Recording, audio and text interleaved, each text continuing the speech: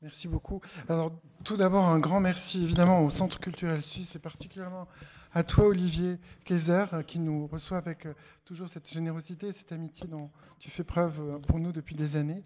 Et voilà, donc très heureux en effet de vous présenter notre dernière publication, donc cet ouvrage, vous avez l'image là sous les yeux, Montage, une anthologie 1913-2018. Et surtout, ben voilà, je vais présenter les gens qui sont autour de la table. Donc, je suis très heureux d'accueillir Claire Atherton, donc qui prendra très vite la parole, Antonio Somaini et Jean-Louis Comolli, et aussi Lucrezia Lippi, que je tiens à présenter, qui n'a pas été nommé pour l'instant, mais qui est aussi, enfin, qui est la cheville ouvrière de cet ouvrage. On peut le dire entre nous, puisqu'on est entre nous, évidemment, mais vraiment qui a fait un travail formidable dès le début. On avait travaillé ensemble déjà sur la publication. Sur l'essai, tu avais aussi fait un travail formidable, mais là vraiment, tu nous as aidé à penser, à organiser, à structurer cet ouvrage. Donc, un grand merci à toi. Et tout à l'heure, tu vas parler parce que tu es aussi monteuse. Et donc, ce n'est pas tout à fait par hasard si tu te trouves dans cette aventure, très, très engagée dans cette aventure. Voilà. Donc, la soirée va se passer de la façon suivante.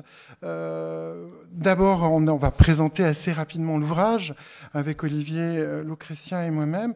Et ensuite, en effet, à tour de rôle, nous allons donner la parole à nos invités qui vont présenter, qui ont choisi un extrait court, relativement court, entre 2 et 6 minutes, pour justement indiquer en quoi la question du montage est fondamentale pour eux et en quoi ça s'incarne très, très concrètement. Donc voilà, et dire aussi que tous, d'une façon ou d'une autre, vous êtes très présents dans l'ouvrage. Bon, Antonio Somaini, c'est assez particulier parce que dès le début, tu as fait partie du comité scientifique, donc qui a un peu supervisé notre travail, qui nous a aidé à nous réorienter, à préciser nos intentions. J'en redirai quelques mots tout à l'heure. Claire Atherton, si je ne me trompe pas, c'est le dernier texte quasiment qui conclut l'ouvrage. Et tu parles en particulier de ton travail avec Chantal Akerman, et on va forcément en reparler aussi. Et Jean-Louis Comolli, tu es présent dans l'ouvrage aussi, à travers un texte que j'aime beaucoup, où tu parles justement de ta pratique, de ton rapport montage, de ton travail avec la monteuse, de tout ce travail de deuil. Le mot est important pour moi, mais il fait partie du texte que tu dois faire en tant que réalisateur quand tu passes au montage. Je pense qu'on va aussi un peu évoquer ça tout à l'heure. Enfin, j'espère bien, j'y compte bien. Voilà. Alors, je vais dire quelques mots sur l'anthologie avant de passer la parole à Olivier, Olivier Zuchua, donc qui est le responsable du département, je ne l'ai pas dit quand même, mais c'est très important, qui est l'actuel responsable du département cinéma de la Haute École d'Art et de Design de Genève. Et donc, c'est au sein de ce département, en effet, qu'est venue l'idée de faire cette anthologie. Alors, cette anthologie, elle prend le relais d'une certaine façon, comme Olivier l'a dit, de cet ouvrage sur l'essai. Parce que dans l'essai, on le sait, qu'il soit cinématographique ou qu'il soit plus dans l'art contemporain, le montage joue un rôle essentiel. On pourrait dire même que l'essai pense à travers le montage et nous pense aussi à travers le montage. Donc il était assez naturel de se pencher sur la question du montage un peu plus attentivement. Et on est parti du constat assez basique et pas du tout évident pour nous qu'il n'existait pas d'anthologie digne de ce nom, ni en français, ni en anglais, ni en allemand, qui recueillerait justement, alors on ne savait pas le chiffre au départ, mais en tout cas une bonne part des grands textes qui ont été écrits sur le montage, avec cette idée, en effet, d'offrir un outil de travail autant aux étudiants, aux chercheurs, aux praticiens, qui pourraient retrouver, voilà, dans un seul objet, en effet, les textes, les grands textes d'Eisenstein ou de Vertov, mais aussi parfois des textes méconnus ou inconnus qu'on a découverts, et aussi de gens qui pratiquent, qui montent, qui font ce travail de montage. L'idée, c'était vraiment de mélanger à la fois des textes fondateurs et des textes très pratiques, très concrets sur qu'est-ce que c'est que le montage. Donc voilà, et l'idée, évidemment, c'est ce que j'espère on a à peu près atteint, c'est d'avoir en effet Vertov, Eisenstein, Bazin, Godard, Weizmann, van der Keuken, Deleuze, Rancière, tous ces gens-là, Jean-Louis Comolli entre autres, et Claire Atherton, tous ces gens-là accessibles. Alors, là aussi, autre chose à laquelle nous avons été attentifs, c'était le fait de ne pas avoir uniquement des textes francophones. Il nous semblait qu'on devait aussi élargir le territoire, évidemment déjà avec les soviétiques, mais aussi de voir qu'est-ce qui s'est passé en Amérique latine, d'aller chercher du côté de Glober Rocha, d'aller chercher du côté de Santiago Alvarez, enfin voilà, d'élargir le plus possible la sphère culturelle. On est arrivé à peu près à avoir 50% de textes d'auteurs francophones et 50% de textes d'auteurs étrangers, ce qui est tout à fait, je pense, honorable. On a assez vite aussi, évidemment, d'où la présence d'une partie de ce groupe de recherche. On a mis sur pied un groupe de recherche dont faisait partie, évidemment, Olivier Duchua, Lucretia Lippi et aussi Serge Margel, qui n'est pas avec nous ce soir, mais qui est philosophe et qui aussi nous a aidé à penser l'anthologie, même dans ses principes. Et nous avons aussi sollicité un comité scientifique dont justement Antonio Somaini faisait partie. On l'a sollicité pour nous aider justement à préciser les orientations. Je vais revenir, c'était très très important. Donc je vais les citer rapidement, mais ce sont des gens très éminemment fréquentables. Il y avait parmi nous Yann Blanc, Christa Bluminger, Nicolas Bragheri, Antoine Coppola, Teresa Faucon, Annie Mellet, Patricia Lombardo, Ulrich Mosch, Marion Polistork, Antonio Somaini, je l'ai déjà dit, et Jorge Iglesias, et donc qui nous ont beaucoup soutenus pendant toute cette démarche. Alors, vous allez le voir, je ne sais pas si vous avez vu l'ouvrage en main, mais on va y revenir. Donc on a opté, et la table des matières le montre bien, pour une présentation de ces textes strictement chronologiques. Et c'est pour ça que les rhizomes, dont on va parler tout à l'heure, nous ont été très utiles pour casser justement l'apparente rigueur de cette chronologie. Et je pense que le comité scientifique nous a aidé à prendre cette décision-là, qui n'était pas si évidente que ça. Parce que dans un premier temps, d'une façon, j'allais dire presque un peu académique ou scolaire, on était parti sur un découpage très classique. Les tout débuts du montage, le montage classique, le montage du cinéma expérimental. Et en fait, d'abord, ça pose beaucoup de questions, de questions pédagogiques, d'interprétation. La question des périodes sont des questions maintenant très délicates. On invente autant au tout début du cinéma que dans le cinéma expérimental. Donc tout ça est complexe. Et du coup, au fond, la chronologie était le meilleur garant de la justesse, ce qui n'empêche pas des retours sur des idées, des reprises, des conjonctions. Et ça, c'est les rhizomes pour nous qui permettaient de mettre en valeur ces raccords de temps, si l'on peut dire, entre différentes époques. Mais en tout cas, le choix a été fait. Premier choix important, ça a été en effet la chronologie. Le deuxième choix important, je pense, c'était de distinguer entre deux types de textes. Et Antonio nous a beaucoup aidé à faire cette distinction entre ce que nous avons appelé des textes sources, c'est-à-dire des textes justement de théoriciens du cinéma au tout début, Eisenstein, Vertov, etc., ou de monteurs-monteuses, et des textes qu'on a appelés textes de référence qui ont fait notablement avancer la réflexion sur le sujet. Impossible de ne pas mettre le montage interdit de Bazin dans cette anthologie, ou le montage obligé de Danet, ou des textes de Deleuze qui à la fois synthétisent ou redéveloppent, avancent sur la réflexion, ou de Rancière. Donc on a considéré ces deux dimensions, texte source et texte plus réflexif, au fond, qui réfléchissent justement sur qu'est-ce que c'est que l'acte de montage. Alors évidemment, l'exhaustivité était une vue de l'esprit. Je pense qu'une dizaine de volumes n'y suffirait pas, mais l'idée c'était en effet d'avoir en un seul ouvrage les textes essentiels. On a eu aussi, et ça tu nous as beaucoup aidé, décidé de faire appel à des nouvelles traductions, parce que certaines dataient beaucoup, en particulier Eisenstein. Tu peux peut-être en dire un mot de ça tout à l'heure, mais tu travailles là-dessus, évidemment, mais pour Vertov aussi. Donc on a des nouvelles traductions.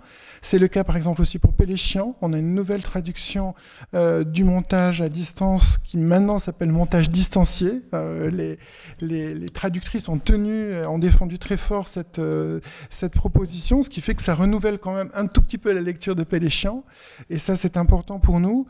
Et voilà, et donc de faire cohabiter ensemble des textes, je l'ai déjà dit, mais je me répète un petit peu, mais des textes très connus et des textes qu'on a découverts, dont j'en cite un seul, parce que parmi cette série de 94 films, un texte de 1937, si je ne me trompe pas, d'Anne Beauchamp, par exemple, qui parle du travail du montage, de qu'est-ce que c'est qu'une monteuse aussi.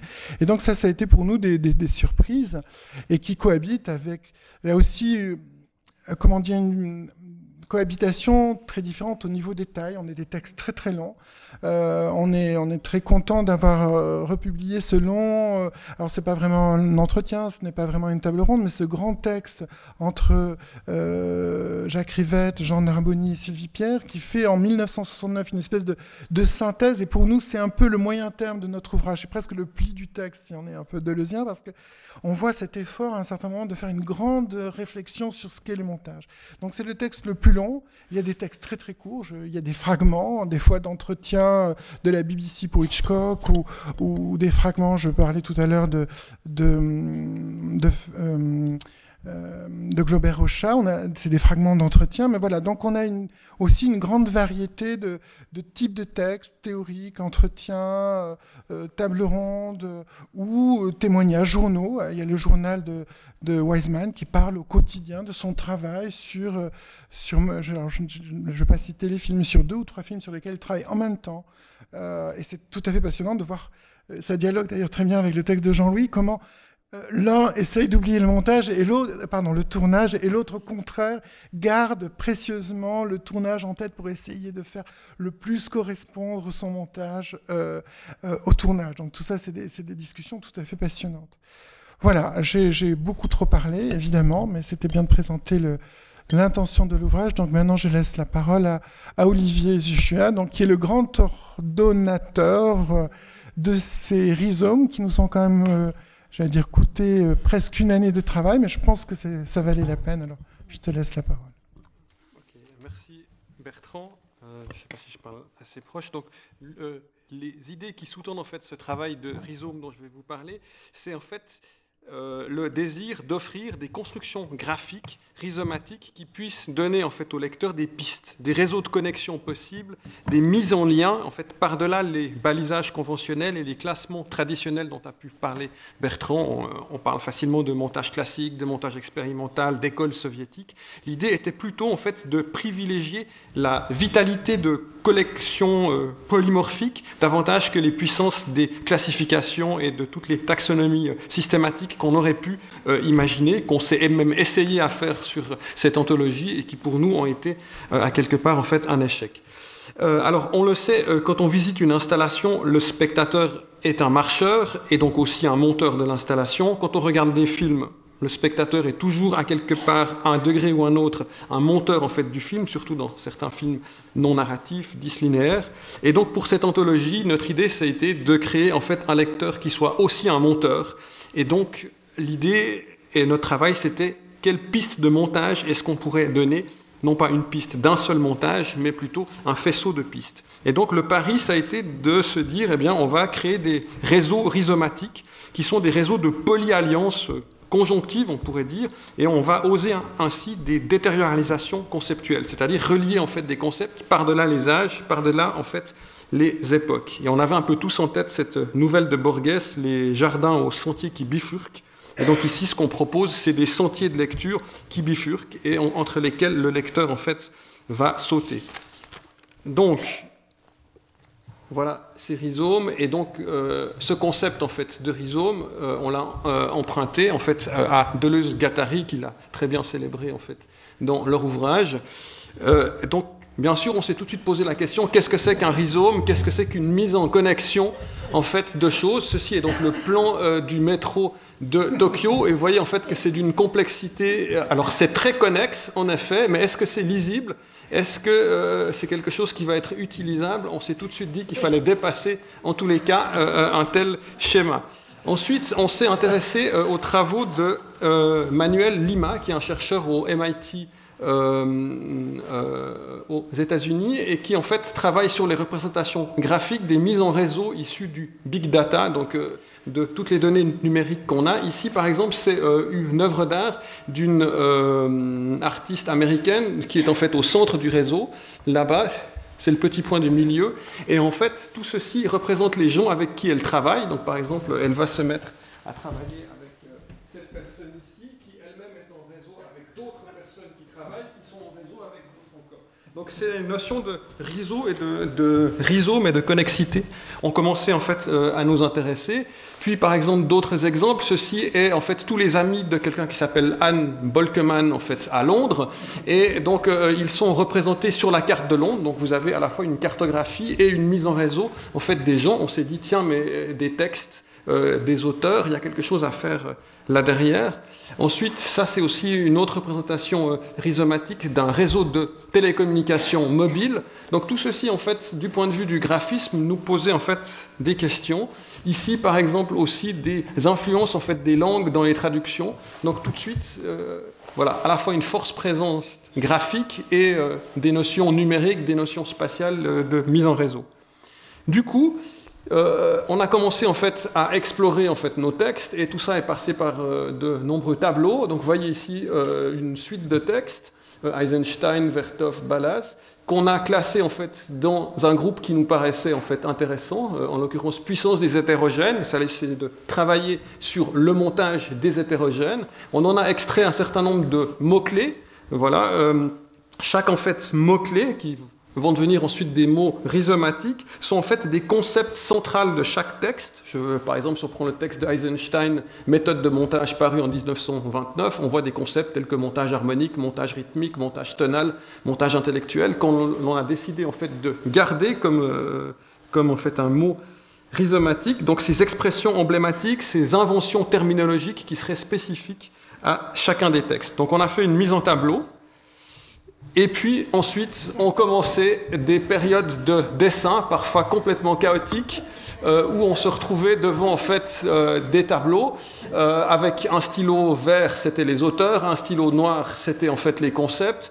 Et donc voilà, des périodes de brainstorming extrêmement en fait intenses, donc qui essayaient de se baser à la fois sur un appareil informatique. C'est-à-dire tous les tableaux qu'on avait faits, il y en a donc une dizaine correspondant aux 10 rhizomes, une base de données à côté avec des mots-clés, et puis des tableaux, voilà, parfois on était dans l'expectative. Quand on était très perdu, Nosferatu venait nous aider, et donc bon, on nous a permis de trouver certaines connexions. Tiens, Koubelka avec Sculpter le temps, voilà. Comment ? Ah oui, il y a Claire Atherton exactement sur mon t-shirt. Voilà. Parfait. Ben, ça devait être en fait... Je peux interrompre Olivier une seconde. C'est que moi, j'ai un petit peu enseigné à la aide pendant qu'ils étaient en réunion. Et une fois, je suis intervenue dans une salle où ils venaient de faire un rhizome. Et c'est vrai que les tableaux étaient un peu impressionnants. Et quand j'ai vu mon nom en bas à gauche et puis qu'il y avait Godard pas loin, j'ai eu comme un espèce de... Voilà. Voilà. Bon, là, je crois qu'il y a Colpi juste au-dessus, Vertov, Brakhage, voilà. Et puis aussi Anne Baudry, qui n'est pas loin, que je profite de signaler, qui est également dans la salle. Voilà, elle était dans le tableau Praxis du montage, qui venait juste après. Voilà. Donc, bien sûr, après, les tableaux n'étaient pas suffisants, donc on les a imprimés, et puis ensuite on a débarqué ça sur des feuilles de papier. Enfin, bon, voilà.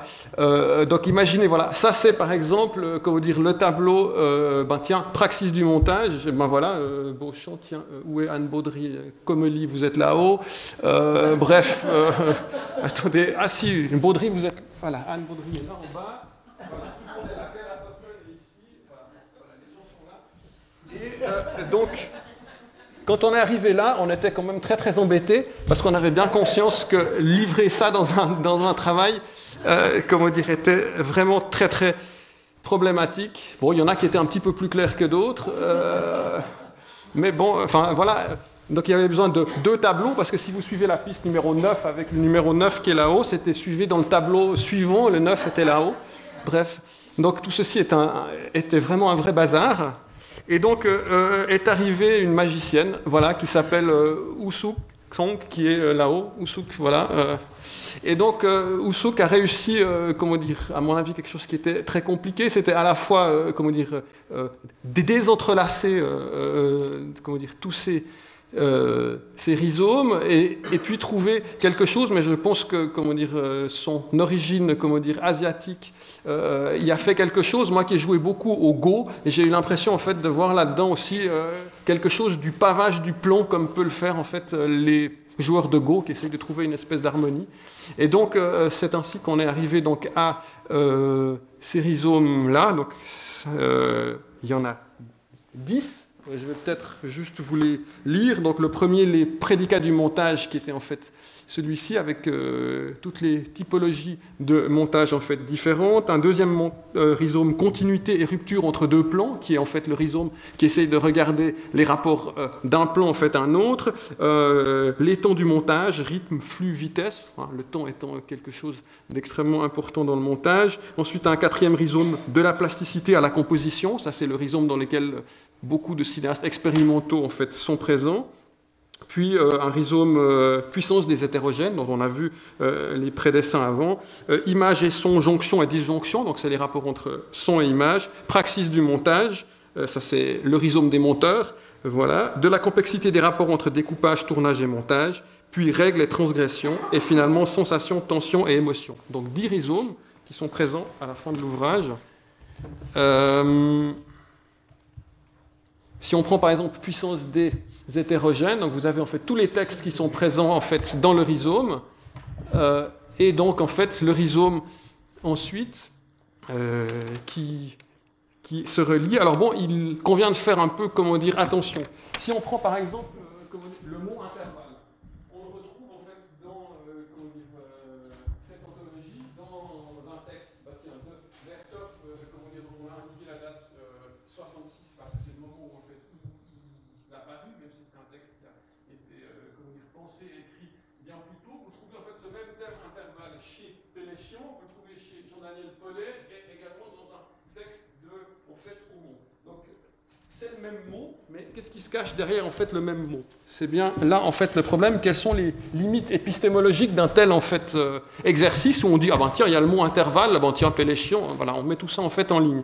Donc il faut quand même faire extrêmement en fait attention, c'est-à-dire que ces mots appartiennent à des discours qui sont différents. Si on reprend en fait les concepts de Foucault dans l'archéologie du savoir, c'est-à-dire qu'il va en fait dire mais attention, comment dire, un mot appartient à un certain type de discours qui est ancré à une certaine époque, et donc le mot intervalle à l'époque de Péléchian ne veut pas forcément dire le même sens que le mot en fait à l'époque de Vertov. Or en fait nous on les a mis absolument en fait en réseau, en disant c'est le même mot dans les textes. Donc on s'est vraiment basé sur les textes, et puis ensuite c'est au lecteur de faire ce travail en fait épistémologique de séparation, de conjonction. Voilà, c'est un petit peu ce que j'avais envie de dire par rapport en fait à ces rhizomes dont on espère qu'ils seront des pistes de lecture infinies de cette anthologie. Voilà.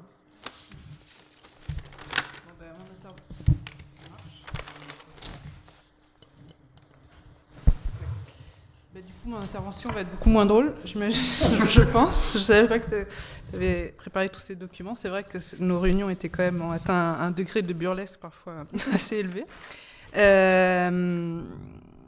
Mais c'est vrai, c'est marrant que tu termines avec ce mot-là de l'infini, parce que je trouve que c'est un mot qui est important en parlant de montage, et c'est un petit peu peut-être ce dont j'avais envie moi de parler, c'est-à-dire que mon approche au sein de l'équipe a été, comme Bertrand l'a dit, celle de quelqu'un qui par ailleurs travaille en tant que monteuse, de jeune monteuse, et je trouve assez formidable. Enfin, j'ai eu un plaisir fou déjà à découvrir tous ces textes.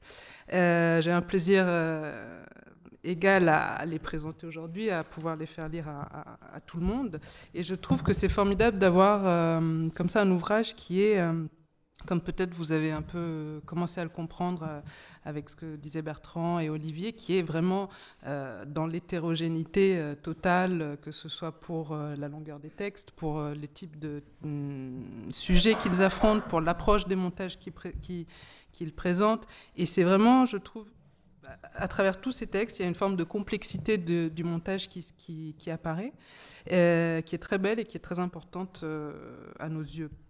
Et quand je parle de complexité, c'est pour dire qu'il n'existe pas un type de montage, mais même pas 1 ou 2 ou 10 ou 20. C'est vraiment,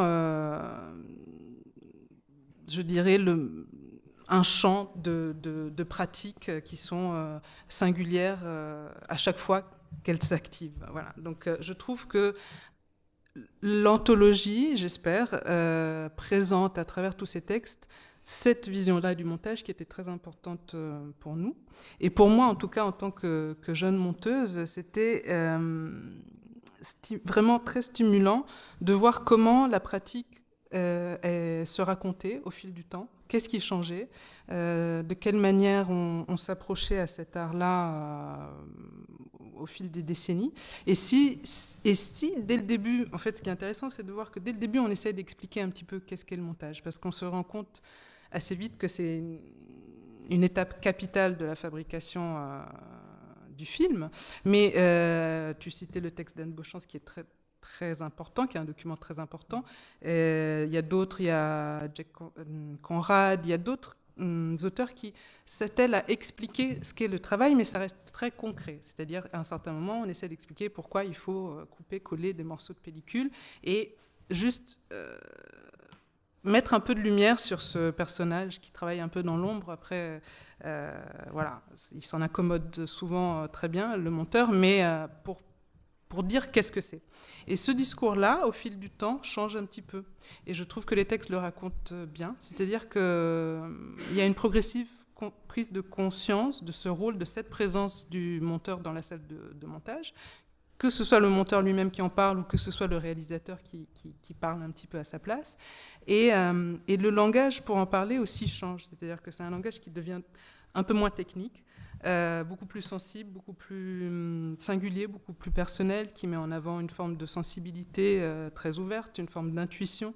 Et c'est évident que les derniers textes de l'anthologie, dont celui de Claire Atherton, le vôtre aussi, Anne Baudry, enfin, on assume beaucoup plus le caractère subjectif en fait de la démarche, et je trouve ça déjà très intéressant pour s'approcher au cinéma d'aujourd'hui, comprendre qu'est-ce qui se passe, comment on le travaille, voilà, c'est quoi le cinéma contemporain.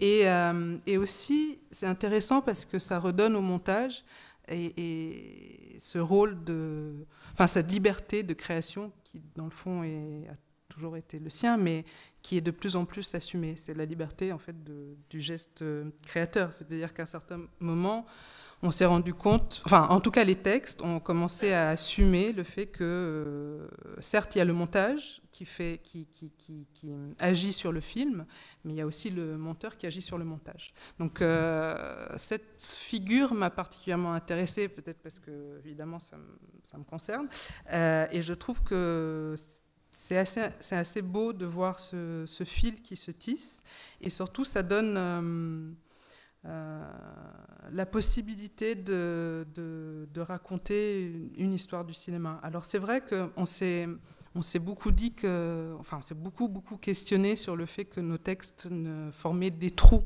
en termes d'histoire du cinéma.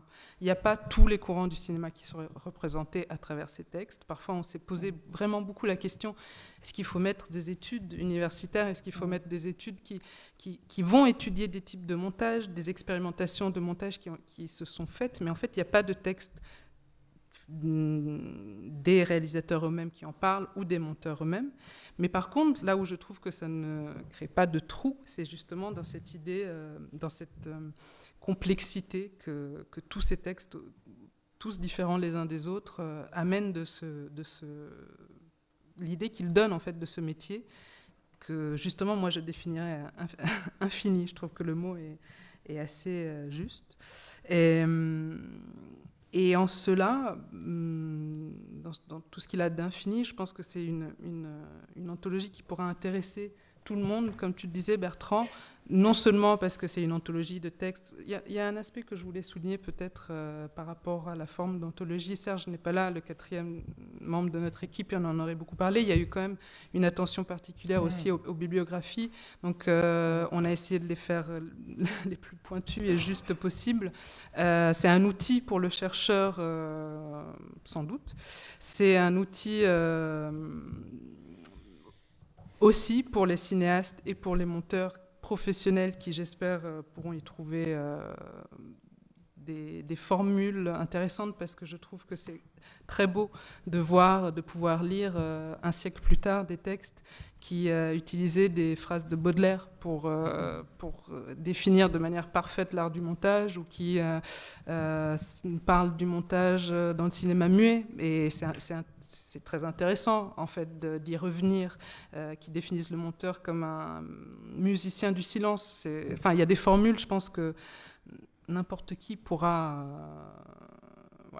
s'y intéresser et en être passionné, mais aussi, j'espère, pour les plus jeunes, pour les étudiants, pour ceux qui s'approchent à l'art du montage, à ce métier. Je pense qu'il y a là une belle valise d'approches possibles qui construisent vraiment une vision très complexe, mais qui est juste pour cet art, en fait. Et c'est pas pour rien. Enfin, moi, je suis très contente que le livre se termine avec le texte de Clara Terton qui s'appelle L'art du montage. C'est vraiment... une ouverture, c'est la fin, mais c'est aussi une ouverture sur comment...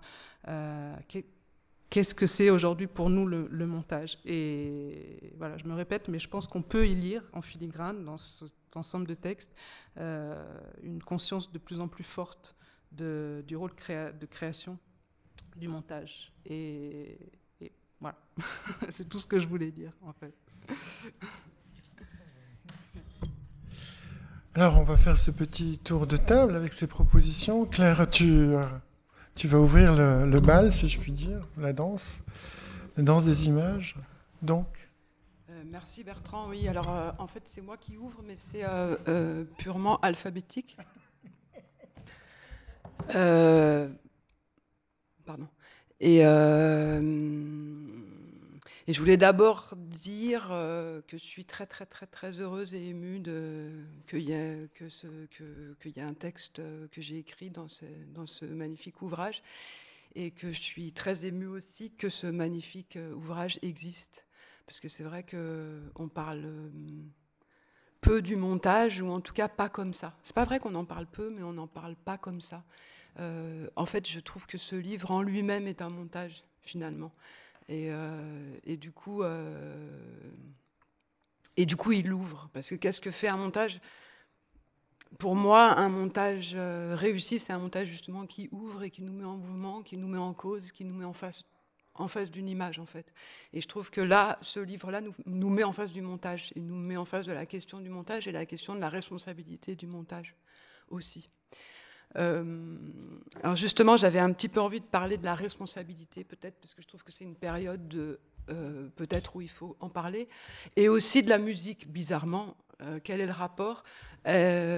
Lucrezia parlait de la musique du silence, musicien du silence, et moi, en fait, j'ai choisi de vous montrer, de discuter avec vous d'un extrait d'un film de Chantal Akerman, De l'autre côté, et justement de parler avec vous de comment on a travaillé ce passage du film avec la musique, et comment la musique a apporté quelque chose de l'ordre de la responsabilité. Ça paraît peut-être étrange comme ça, mais je trouve ça intéressant de poser cette question-là. Voilà. Donc allons-y, et puis... juste une toute petite chose que je voulais dire, c'est qu'on nous avait demandé des extraits assez courts. Le mien est un petit peu plus long que les autres, mais les autres ont eu la gentillesse de faire un petit peu plus court, donc du coup...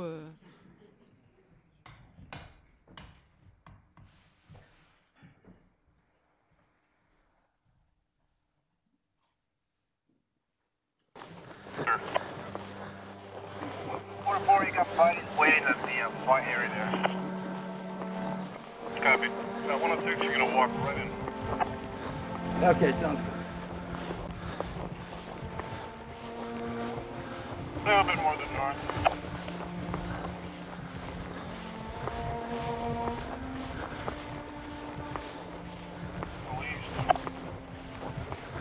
Boy, you got it. Damn. That's beautiful.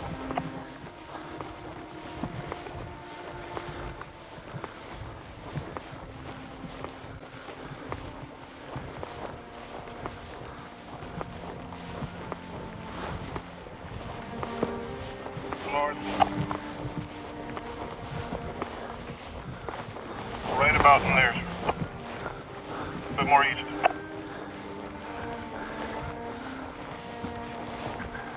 Call that, was that a header or something? Yeah, sure, I got him. I got him.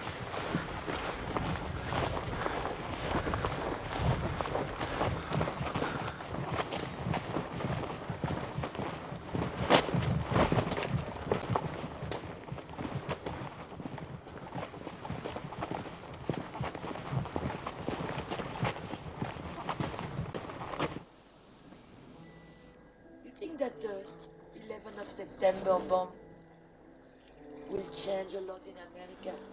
It already has. But for you personally here? Even though we're far away, yeah.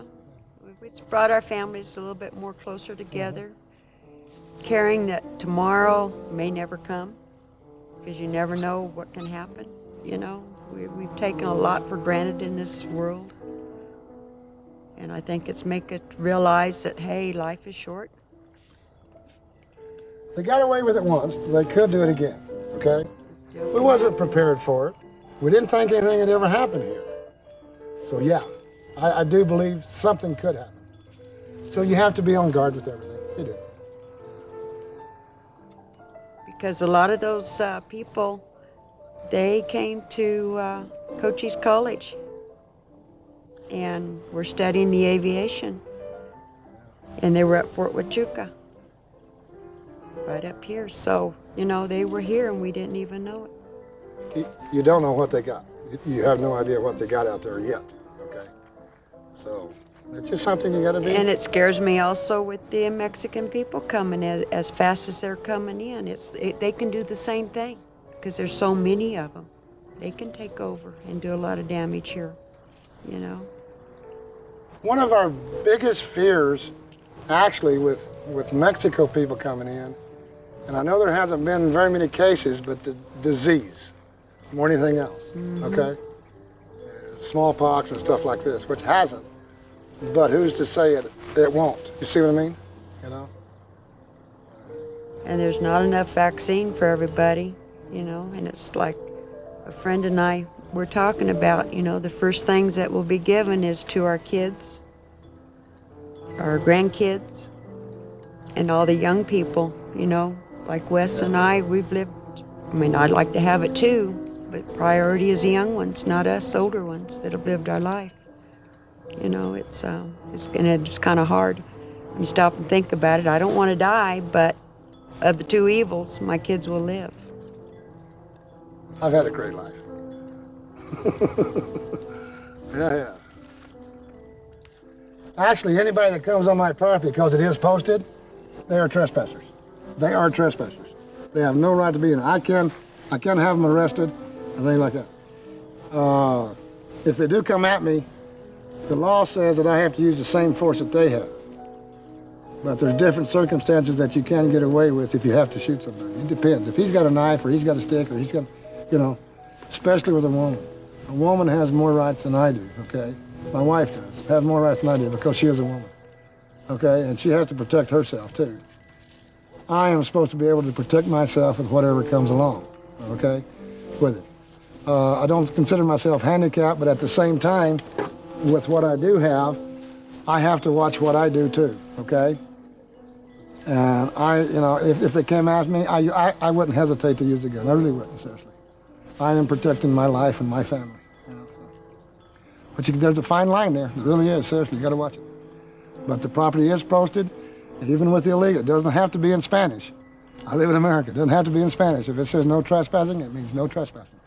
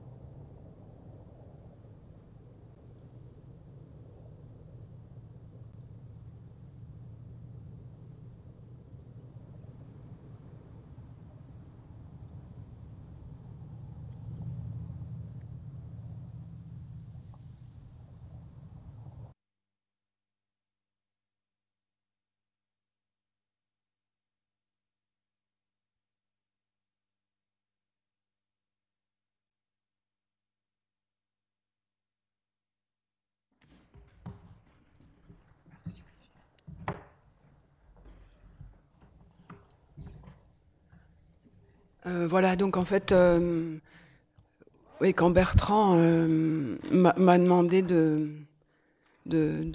participer à cette soirée, et d'ailleurs, je le remercie encore, j'ai tout de suite, il m'a dit qu'on pouvait, que ce serait bien de montrer un extrait de 5 minutes et qu'après on en parlerait pendant 10-15 minutes.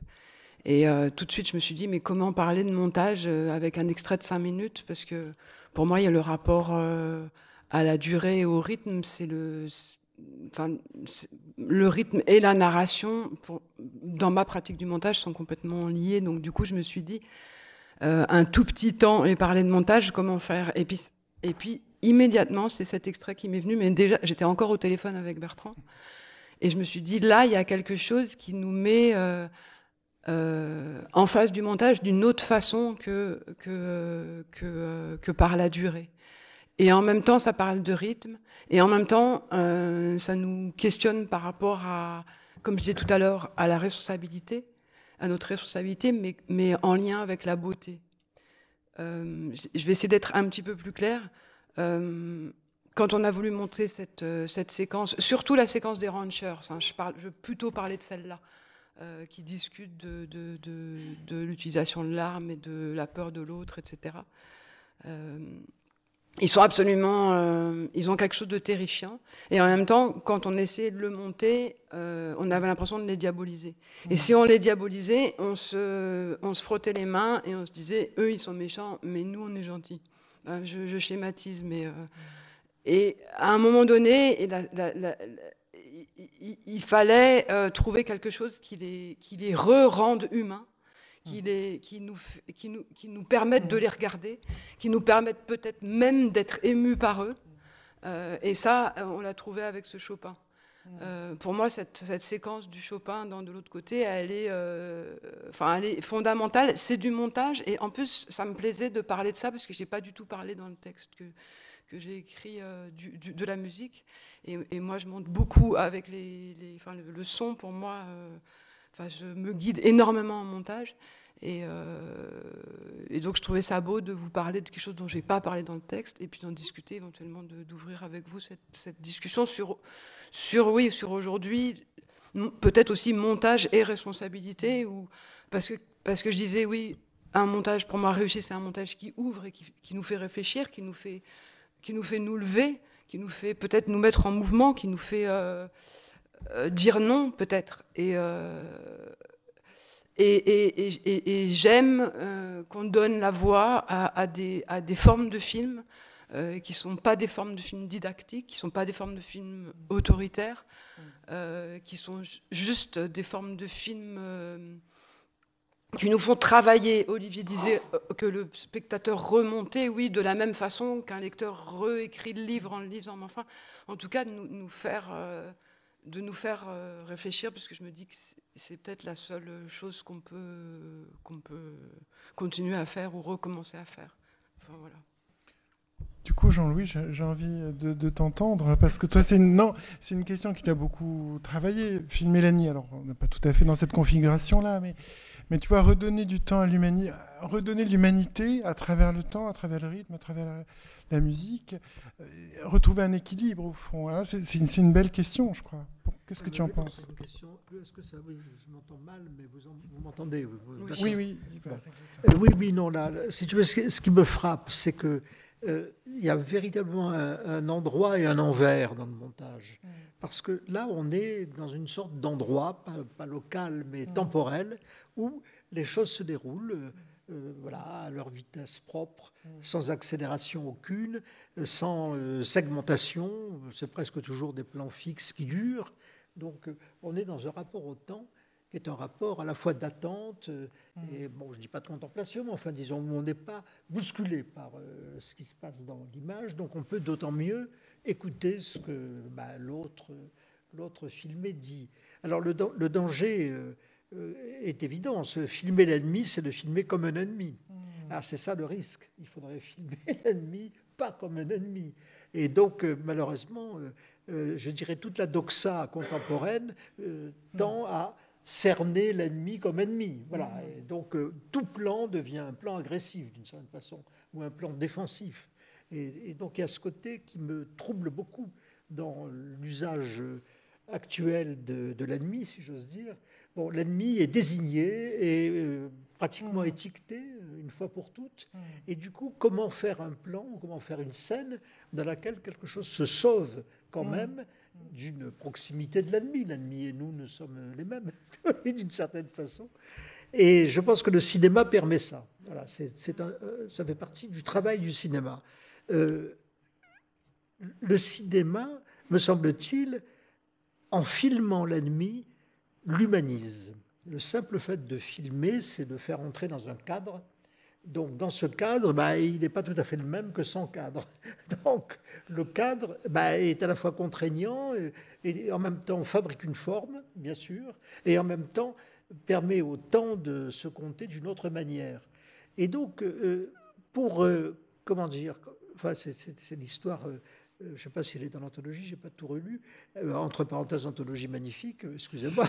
Mais, non, voilà, c'est cette histoire idiote que racontait Bazin. Bon, voilà, les anthropologues vont filmer une tribu anthropophage de deux choses l'une, ou bien il y a un film et les anthropophages ne le sont pas, ou bien il n'y en a pas et les anthropophages sont prévus des anthropophages. Ça dit quoi?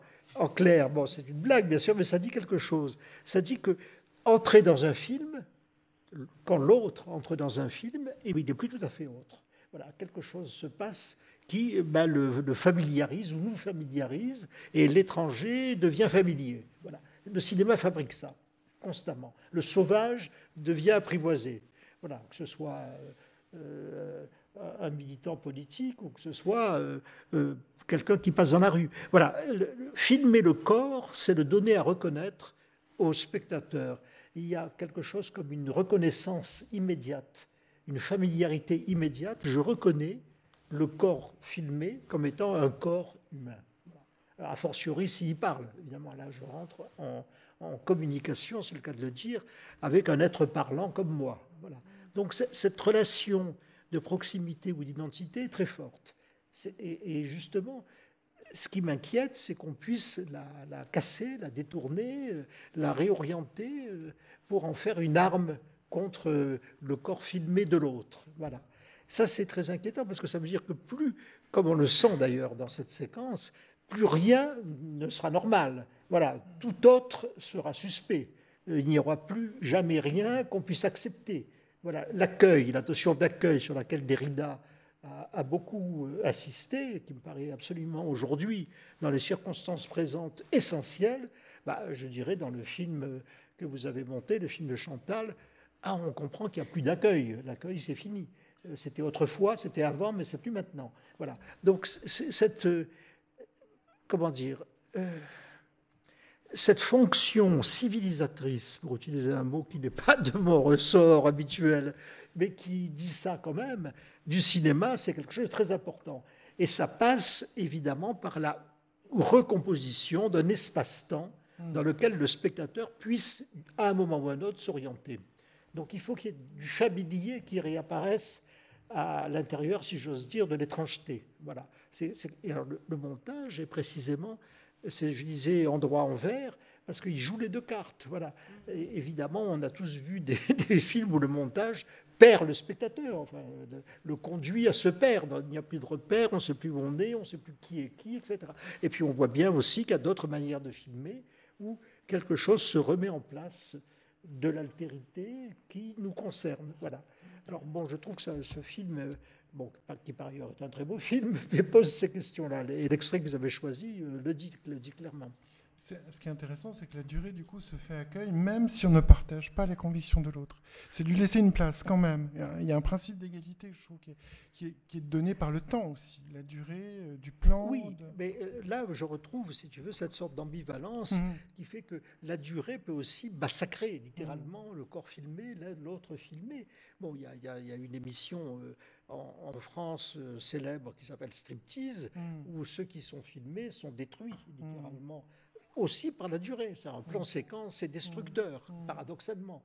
Alors évidemment, il construit un espace-temps dans lequel on peut se retrouver, sur lequel on peut s'appuyer, mais en même temps, le sujet filmé, je parle du cinéma dit documentaire, le sujet filmé, lui, peut être totalement détruit par la durée de la prise. Voilà. Donc oui, ça, mais parce que ça. en effet, la durée, ça suffit pas. Je pense que l'essentiel, c'est que nous, en tant que fabricants ou faisant partie des équipes de fabrication du film, disons, parce qu'on les fabrique à plusieurs, qu'on ait un regard horizontal vers les gens filmés et non pas surplombant et d'être face à eux. Et c'est évidemment en premier lieu vers l'image. Moi, les plans que je peux monter longtemps, c'est pas n'importe quel plan non plus. Enfin... C'est important cette question du face-à-face. Ouais. Oui, mais je voulais juste revenir au mot accueil, mais pour parler en fait de ces deux plans vides qu'on a vus entre guillemets après la parole du ranger, donc où on voit ces paysages qui sont d'une grande beauté et qui finalement finissent par accueillir la parole qui a été dite en fait avant, qui les contamine et finalement ces paysages qui sont censés être d'une grande beauté avec un ruminant très sympathique qui est une vache deviennent en fait des paysages comment dire, où on sait qu'il y a une menace qui est là, il y a une espèce de dureté et je trouve absolument important de voir que c'est en donnant du temps par le montage à ces paysages que finalement en fait il laisse du temps à la contamination par cette parole violente qui est dite, même si elle a été amenuisée par la présence de la musique, et il y a une espèce de transfert qui se fait entre la parole et le paysage qui est extrêmement fort. Oui, tout à fait. Et que je trouve très très beau. Non, mais c'est juste, tu dis amenuiser. Moi, je pense pas que c'est amenuiser. La violence, pour moi, n'est pas amenuisée. Après, non, mais c'est super intéressant justement parce qu'elle est presque d'autant plus forte qu'il y a de la douceur et de la beauté pour moi. Donc, c'est pas amenuiser, c'est qu'on est tous violents. C'est simplement qu'on est tous concernés, pardon. Et effectivement, moi, je suis tout à fait d'accord avec ce que tu dis sur les paysages d'après. Et les paysages d'après, ils sont aussi habités par cette beauté qui nous menace aussi, du coup, qui devient par elle-même menaçante. Ouais. C'est juste sur le mot amenuiser, mais sinon, bref. Antonio, comment tu perçois cette séquence? Moi, je n'ai pas vraiment de réaction. Peut-être on peut avancer avec les autres extraits. Qu'est-ce que tu penses? Oui, et puis n'hésitez pas, je ne vous vois pas bien, mais n'hésitez pas à poser des questions, à intervenir dans ce débat. Si vous avez une réaction sur les séquences qu'on vient de voir, levez la main, il y a un micro qui viendra vers vous, je vous l'amènerai volontiers. Donc, si c'est le cas, n'hésitez pas. Oui. Il y a un peu de lumière aussi. Si on peut avoir aussi un tout petit peu de lumière sur la salle, on verra mieux si en effet quelqu'un... C'est à trop le voir. Quelqu'un veut prendre la parole, n'hésitez pas. Peut-être ça viendra aussi en cours. Il y a quelqu'un là. Ah oui, c'est bon, excusez-moi. C'est intéressant.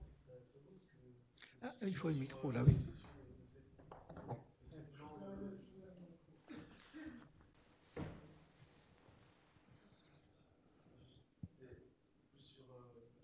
Ça marche, ça la question sur quoi vous êtes un peu amenuisé, la succession de ces plans de la nature avec ce ruminant. Mais au final, je veux dire, l'appréciation... il y a l'appréciation technique du montage qui, je pense, est plus objective que subjective, mais après, moi personnellement, au visionnage de ces plans-là et comment j'ai reçu ces deux plans de, entre guillemets, nature après l'infâme qu'on entend et qu'on voit, je les ai plus vus dans le sens où il y a une extrême beauté. Je veux dire, c'était plus une idée de contraste, quoi, après l'infamie. Alors que, si je me souviens, et si je résume relativement bien ce que vous venez de dire sur cette succession en fait, de plans, vous êtes plus dans vous êtes plus en train de dire que ces plans de nature foisonnante et magnifique, font peur après ce qu'on a entendu de ce couple de ranchers. Alors que moi, de manière subjective, et je pense qu'on a forcément toute une subjectivité singulière, on le perçoit peut-être d'une autre manière. Et voilà, c'est juste, moi, je l'ai vu plutôt comme la beauté, la grâce après l'infâme, quoi. Mais c'est vrai aussi. Pardon. Non, juste pour finir. Et comment dire, j'ai vu votre travail de montage par ce prisme-là, en fait, plus une sorte de dichotomie que une beauté, une nature qui fait peur, qui ceci, qui cela. Moi, ça m'a plus apaisé que terroriser cette nature environnante.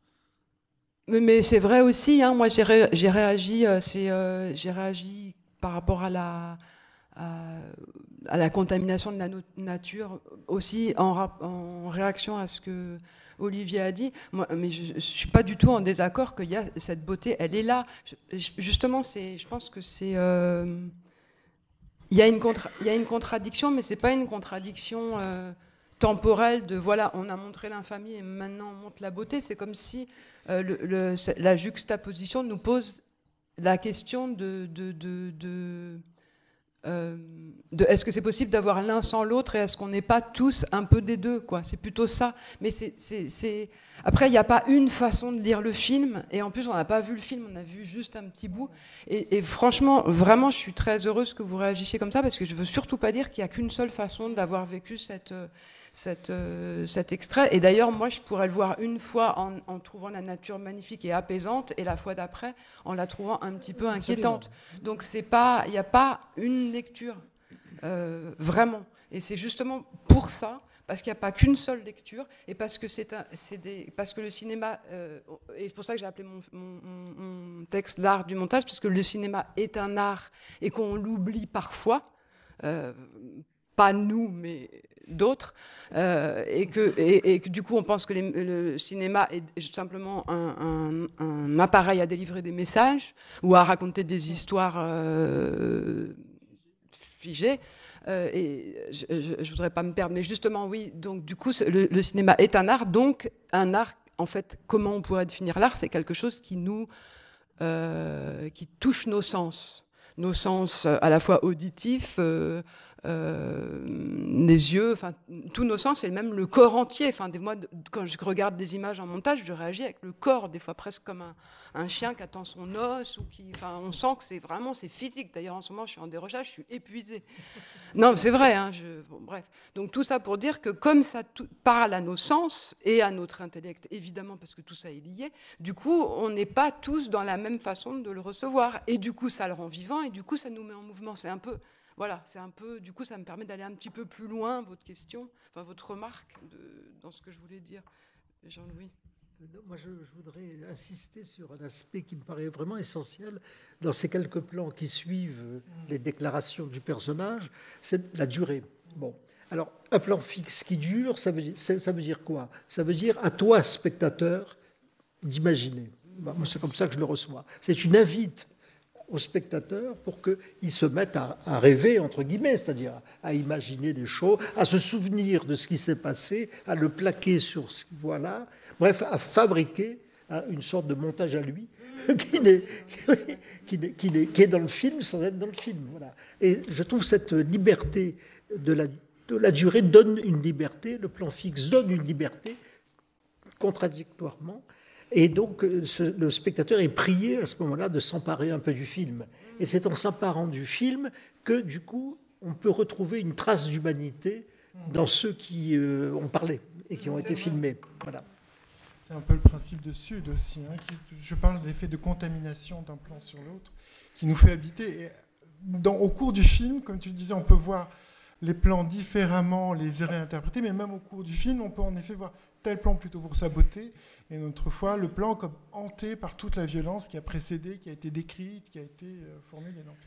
Je pense d'ailleurs que c'est en ça, peut-être, que la responsabilité se trouve. C'est-à-dire, c'est pas tant comment ne pas démoniser ces gens, même si la question est en moment du travail super pertinente, mais comment créer un espace pour que toutes ces interprétations puissent circuler complètement, Lucrezia, je suis contente que tu dises ça, parce que quand j'ai parlé au début de responsabilité, c'était de cette responsabilité-là que je... Tout à fait, oui, absolument. Alors, est-ce qu'on enchaîne avec ton extrait, Jean-Louis ? Pourquoi pas. Bon, moi, j'ai choisi un extrait très bref d'un film qui a été monté par Anne Baudry, ici présente, et qui est également dans les rhizomes que vous avez élaborés. Bon, j'ai travaillé avec Anne Baudry pendant des années, je ne sais plus, je n'ai pas compté, mais enfin très longtemps. Et donc, elle a monté ce film qui s'appelle la campagne de Provence en 1992. C'était une manière assez particulière, la première et la dernière fois où j'ai travaillé comme ça, où nous avons décidé de monter pendant le tournage. Parce qu'il y avait un problème de livraison, il fallait que le film soit fini pour passer sur France 3 presque au moment où l'élection se jouait. Pas tout à fait, mais presque. Donc on était dans une sorte de course de vitesse qui obligeait la monteuse Anne Baudry à travailler pratiquement toute seule. Bon, moi j'étais à Marseille, je filmais, elle était à Paris, elle recevait les rushs et elle commençait déjà à élaborer un montage, bien entendu. Alors, cette séquence que vous allez voir et se caractérise par sa violence. Bon, il faut comprendre bien que autour d'une élection, ce qui se joue, c'est en grande partie la violence. C'est de ça qu'il est question. L'altérité, qu'est-ce que l'autre et qu'est-ce qu'on peut lui faire? Voilà. Est-ce qu'on peut le détruire? Est-ce qu'on peut au contraire lui prendre la main? Donc toutes ces questions sont là. Alors, je dirais après, peut-être pas avant, pourquoi j'ai choisi cette petite séquence. Parce que pour moi, bon, indépendamment, au-delà même du film en question, elle pose une question, je trouve forte. Quelle est la place du spectateur? Bon, c'est la question qui me préoccupe depuis très longtemps et autour de laquelle je ne cesse de tourner comme une toupie, phase vertovienne. Et donc, quelle est la place du spectateur? C'est une question qui est posée aussi dans ce qu'on a vu de votre travail avec Chantal. Bon, et cette place... D'abord, n'est jamais donnée tout le temps.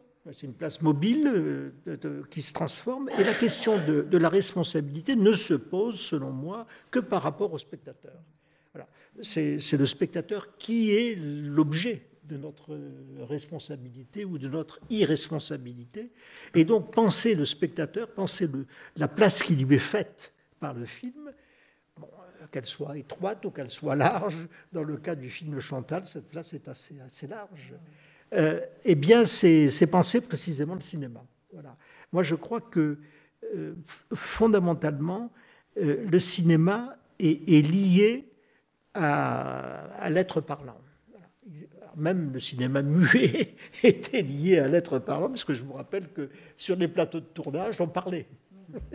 Les acteurs n'étaient pas muets. Alors certes, on ne pouvait pas enregistrer ce qu'ils disaient, mais en tout cas, on pouvait l'entendre quand on était sur place. Bref, voilà, l'être parlant, c'est l'objet du cinéma. Et donc, par conséquent, la question de la responsabilité est une question morale, au sens strict du terme. Parce que comment considère-t-on l'autre, le spectateur, qui va être assis dans un fauteuil, comme vous l'êtes, pour voir le film? Quelle place on lui? Inférieure, supérieure, égale, voilà, un voisin, un proche, un ennemi, tout ça est possible, bien sûr. La palette des places, si j'ose dire, pour le spectateur est assez grande. Donc là, vous allez voir un bref extrait de ce qu'on a filmé un peu par hasard, comme j'ai filmé beaucoup de batailles électorales à Marseille et autour de Marseille, entre 1989 et 2004 ou 2005, donc ça fait une grande période. On a filmé toutes les municipales. Là, ce que vous allez voir, c'est un morceau des élections régionales.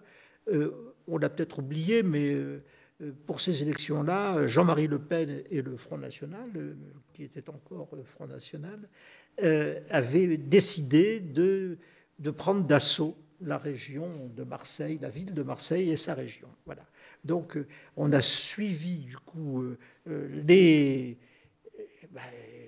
gens du Front National dans cette campagne. On a filmé aussi les autres, dans cette idée très simple qu'il fallait ne pas filmer que le Front National, qu'il fallait disperser les regards, parce que pour éviter cet effet de loupe dont je parlais tout à l'heure, qui fait que filmer, c'est grossir, inévitablement. Voilà, je fais un plan sur quelqu'un, je le mets en lumière, en valeur, et donc du coup, si c'est un plan critique, eh ben, je force cette critique, je la rends difficile. Donc on va voir cette séquence très brève qui pose essentiellement la question de la place du spectateur, me semble-t-il.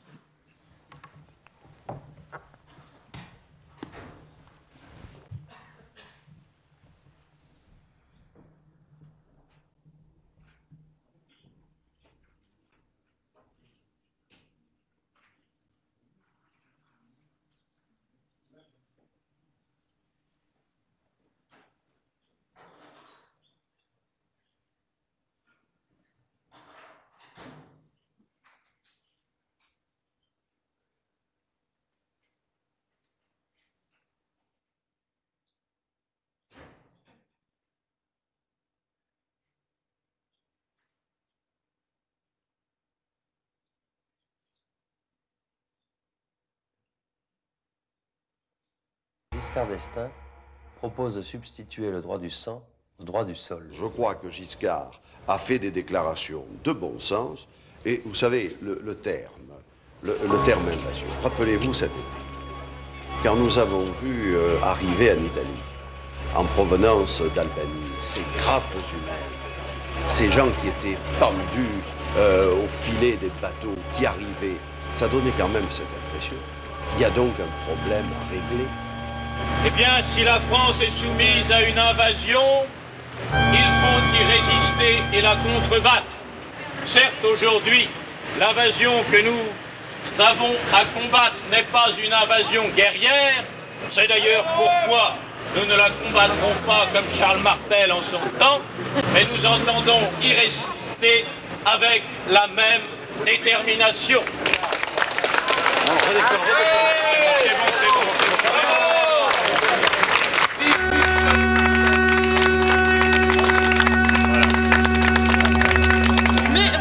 Française, vous n'êtes pas français, la plupart vous êtes italiens, espagnols de toute race, arrêtez de mentir. Ah oui, le belge c'est pas français, le fusil le belge. Allez, va. Nous sommes des Européens. Des Européens. Nous déjà enlève-le, tu seras comme les autres. Dites-moi, vous parlez encore, vous parlez encore. Attendez, excusez-moi, تمشي تخلى تسمعش تتكيل انا نحن عليكم نقول عليك نقول على راسك تمشي نقول على راسك تخلى يا كفار تمشي نضربكم يا كفار على Parlez français, on n'entend pas ça. Mais oui, c'est bien, mais ça c'est bien. Oui, mais ne dites pas que vous êtes venus de force. Tout à fait, mais ne dites pas que vous êtes venus de force, que vous êtes obligés à être ici. Si on vous a obligé à être ici, vous êtes libre de repartir. Si on vous a obligé à être ici, vous êtes libre de repartir. Si vous repartez, et pourquoi vous restez repartez dans votre pays, repartez.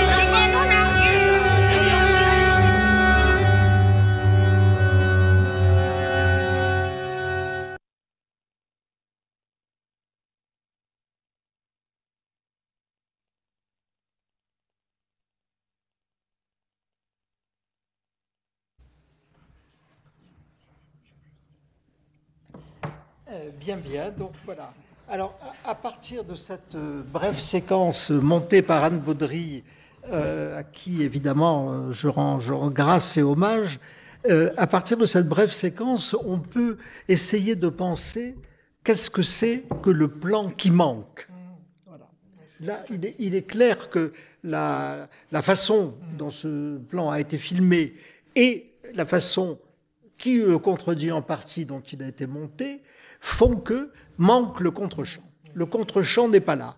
Alors, l'absence du contre-champ, au début, ne se remarque pas spécialement, mais plus ça dure, plus cette absence devient pesante.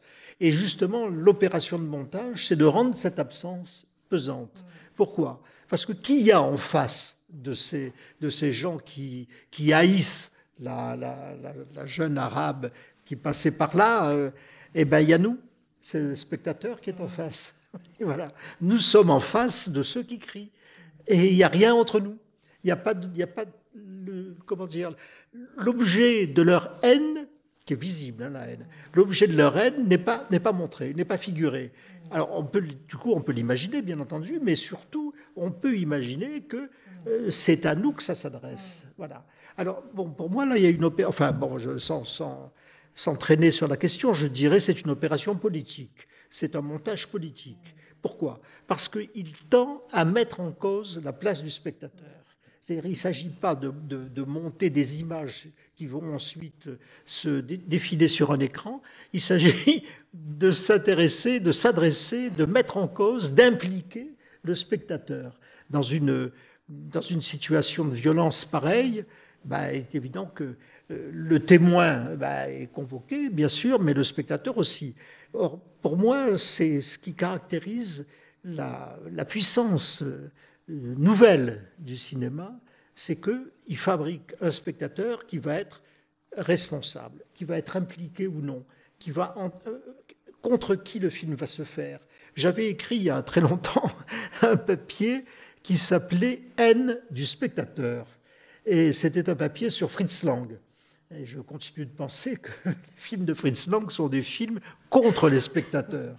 Parce que, évidemment, ils sont abusés par le film, et il y a un moment où le spectateur de Fury ou de M. le Maudit se trouve à contre-pied. Voilà, le film est parti dans une direction, il l'a accompagné, puis brusquement le film change de direction, et le spectateur se retrouve comme un imbécile à être celui qui est en cause. Voilà. Bon, donc, à toute proportion gardée, cette logique-là, moi, m'intéresse beaucoup parce que c'est la manière, je crois, disons, politique de penser le montage. Le montage n'est pas une opération purement esthétique qui se déroulerait comme ça sur un écran ou sur une table de montage. Non, non, le montage, c'est le regard du spectateur, c'est la place du spectateur, c'est la tête du spectateur. Et donc là, il y a une responsabilité immense. Vous parliez de responsabilité, c'est là qu'elle se situe pour moi. Quel spectateur je fabrique avec le film? Parce que, évidemment, vous vous en doutez bien, les formes fabriquent du regard et de l'écoute. Voilà. Elles les mettent en forme, si j'ose dire.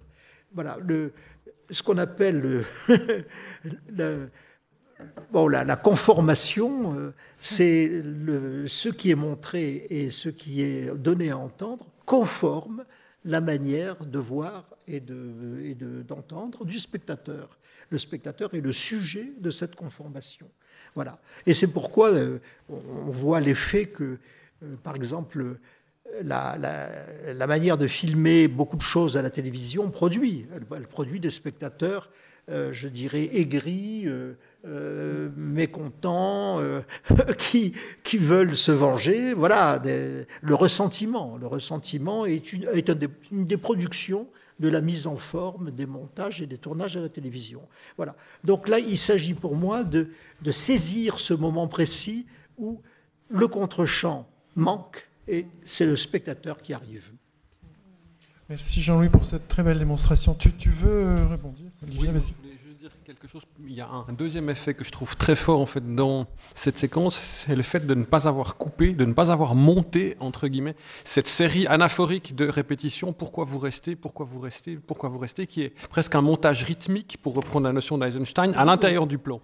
Et donc ça c'est un vrai acte de montage qui est de se dire je ne coupe pas, je laisse aller jusqu'au bout et c'est quasiment l'action qui se monte elle-même à l'intérieur du plan et toute la force naît de ça et ceci ajouté en fait à l'absence de contre-champ rend une très belle puissance à cette scène, je trouve. C'est insupportable. Pour moi, c'est une séquence insupportable. Je me suis même demandé si j'allais vous la montrer. C'était quelle année encore? 92. 92. Une actualité totale. Oui. Ah ben c'est ça. Oui, ça, de ce point de vue-là, les choses ont fait qu'empirer. Oui. Non, les deux sont. Les deux nous parlent d'aujourd'hui. Nous parlent d'aujourd'hui et les deux ont de la musique. On se faisait la réflexion avec Olivier que c'est. Louis Sclavis. Et on a considéré, alors je ne sais pas, c'est dans une seule séquence comme ça, c'est peut-être peu perceptible, mais on a considéré que nous, Michel Sanson, Anne Baudry et moi, qui étions les auteurs finalement du film, nous ne devions pas explicitement prendre parti. Nous devions filmer en laissant l'autre, justement, quel qu'il soit, s'avancer et éventuellement se dévoiler, c'est ce qui se passe en effet, et que, en revanche, notre point de vue, si je puis dire, c'était la musique qui allait l'inscrire, parce que c'est une musique qui souligne d'une certaine façon à sa manière la violence, qui souligne les effets. Bon, Louis Sclavis est un grand musicien de jazz, je n'ai pas la peine de faire son éloge, qui a fait la musique de plusieurs de mes films, et avec qui j'ai toujours beaucoup d'amour pour ce qu'il fait, mais là, on lui a demandé de faire une musique qui soit presque un commentaire non verbal, mais un commentaire quand même au niveau de la sensation, de ce qu'on peut percevoir. Donc les petits coups qui sont donnés là par Sclavis avec sa clarinette basse, accentuent, aiguisent en quelque sorte, et rendent encore moins supportable, je pense, la violence qui se montre là. Je ne sais pas si Anne Baudry, qui est là, voudrait rajouter quelque chose. Anne Baudry, je l'ai vue tout à l'heure, elle est là.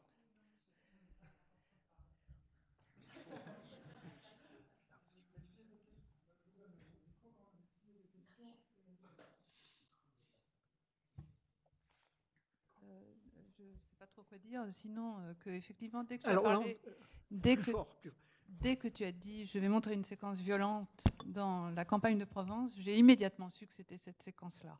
Mais sans avoir revu le film depuis ce temps-là, j'ai su immédiatement que c'était celle-là, et je me souviens de l'effet que le tournage avait produit sur moi comme première spectatrice. En fait, je m'étais mise à pleurer devant cette séquence. Ça, c'est resté absolument gravé en moi. Et tu parles tout le temps du spectateur. Évidemment, la place du monteur, pour moi, c'est d'abord la place du premier spectateur. C'est-à-dire que le monteur travaille énormément avec le spectateur qu'il est. Le spectateur qu'il est dans la vie, au cinéma en général, c'est-à-dire avec toutes les ressources que ça mobilise d'être le spectateur d'un film, et ce qu'il met après en œuvre dans la salle de montage, parce qu'il est le premier spectateur. Et donc, il travaille à partir de toutes les perceptions, de tout ce qu'il peut élaborer au moment où il voit le film. Voilà. Et je trouve que j'ai relu tout à l'heure le texte que tu as écrit sur le travail de montage, où tu disais il y a une sorte de renversement où le réalisateur va devenir spectateur s'il n'est pas dans la salle de montage au moment où le monteur travaille, mais le monteur est aussi un spectateur. Et d'abord un spectateur qui va mettre en œuvre ses capacités de spectateur pour comprendre la matière qu'il a devant lui et pour recommencer à l'élaborer. Très vrai.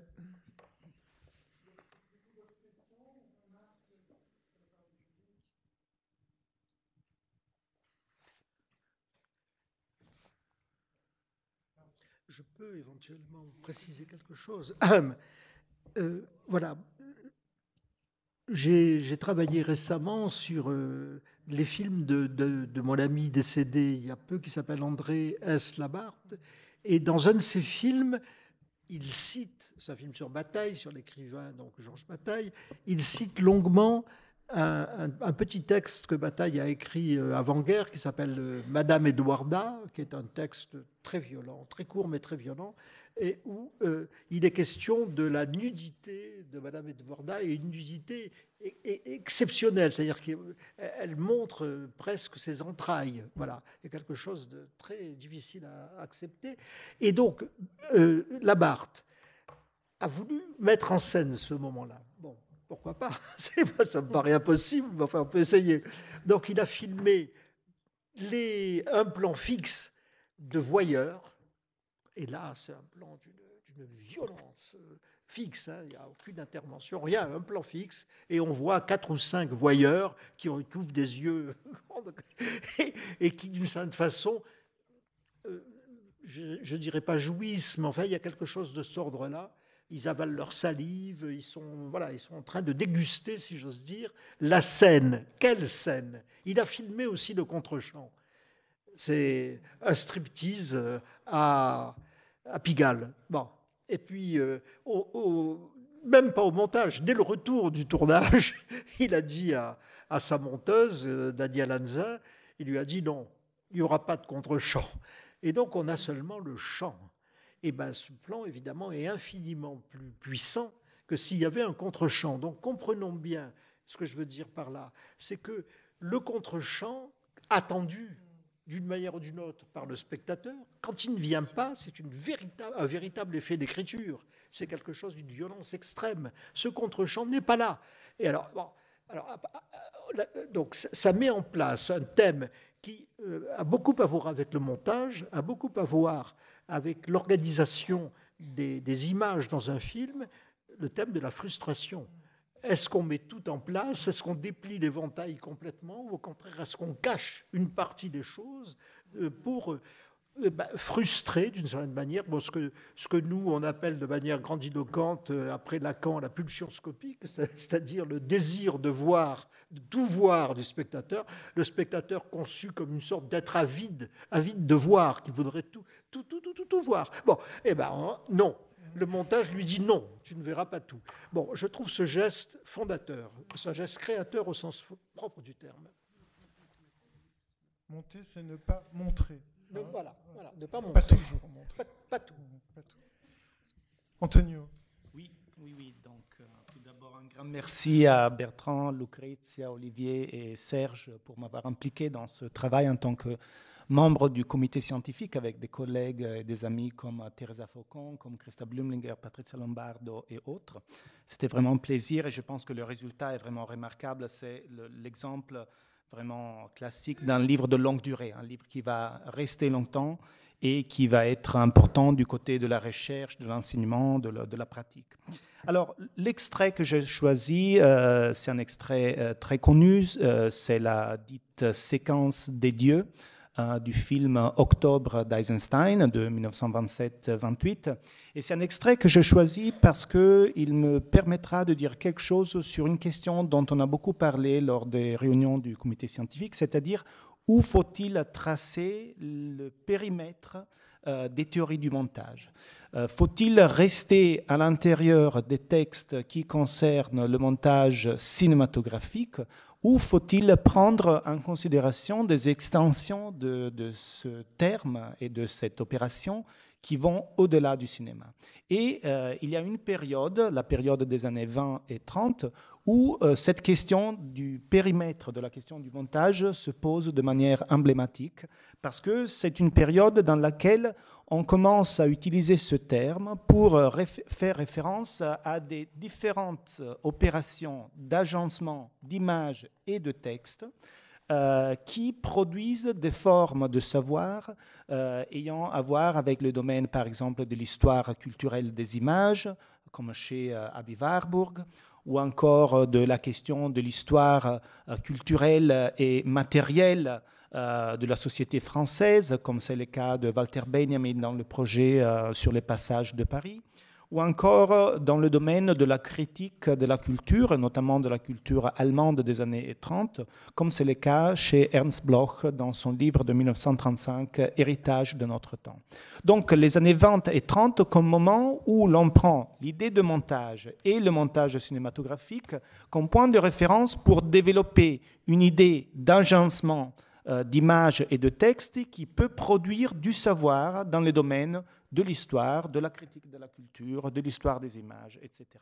Donc la séquence que j'ai choisie se situe vraiment au cœur de cette question, parce que c'est la séquence que Eisenstein considérait comme l'exemple le plus réussi de ce qu'il appelle en 1929 montage intellectuel, c'est-à-dire un montage capable non seulement de produire de la narration, mais un montage à propos de la question du rôle du spectateur, de déclencher de la pensée chez le spectateur, de déclencher une activité de pensée, une activité d'élaboration de concepts chez le spectateur. C'est la séquence aussi à laquelle Eisenstein fera référence quand il aborde ce projet utopique non réalisé de faire un film sur le Capital de Marx. Donc je propose de voir cet extrait de 2 minutes et demie et ensuite de l'analyser plus en détail.